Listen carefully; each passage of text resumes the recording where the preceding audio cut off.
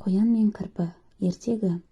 Ертеде орманда мейірімді кірпі мен оның досы өмір сүріпті. Бір күні кірпі орманға серуендеуге шығып, өзімшіл қоянды кездестіреді. «Сәлем, не істеп жатырсың?» деп сұрады қоян. «Қыдырып жүрмін», деп жауап береді кірпі. «Ха деп күлді қоян. «Қысқа аяғыңмен қалай серуендеп жүрсің?» Осы сөздерге ренжіген кірпі қоянға былай дейді: «Екеуміз жарысайық, сонда көрерміз, кімнің мықты екенін». Қоян бұған келіседі.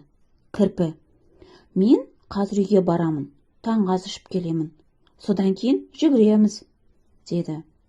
Кірпі үйге келіп досына: «Біз қоян екеуміз жарысамыз», деді. Ал досы: «Ох, қоянмен қалай жарысасың? Ол сенен жылдам ғой», деді. Сонда кірпі оған: «Ол жылдам болса да ақымақ. Көре тұр, біз оны алдап жеңеміз. Сен тек мені тыңда, менің айтқанымды істе», деді. Олар үйден шығып жүгіретін жерге келді. Сонда кірпі досын тастың артына жасырып оған: «Қоян жүгіріп келсе, сен тастың артынан шығып, қоянға «Мен келдім» деп айтасың», деді. Қоян алаңға келді де бәрі басталды. Қоян мен кірпі орындарына тұрып жүгіре жөнеледі. Қоян бар күшмен тасқа дейін жүгіре жөнеледі. Қоян бар күшмен тасқа дейін жүгірді. Сол жерде кірпінің досы: «Мен бірінші келдім», деп атып шығады.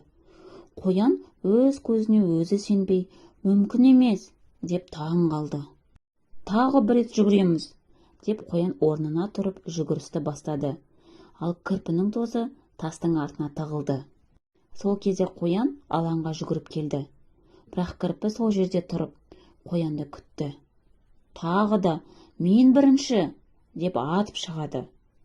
Қоян ашуланып: «Жарайды, сен жеңдің. Енді мен сені ешқашан мазақтамаймын», дейді. Шынымен де сол кезден бастап қоян ешкімді мазақтамайды.